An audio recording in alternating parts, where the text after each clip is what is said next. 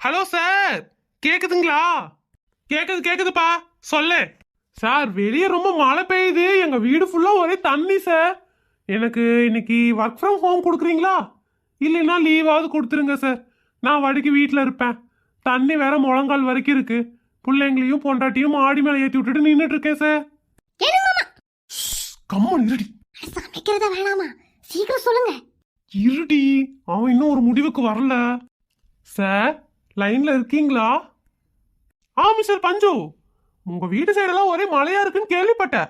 ஆனா பாருங்க, உங்க வீட்டு பக்கத்துல இருக்கிற மிஸ்டர் மாதவன் வந்து ஒர்க் பண்ணிட்டு இருக்காரு. நீங்களும் வந்தீங்கன்னா கொஞ்சம் நல்லா இருக்கும்.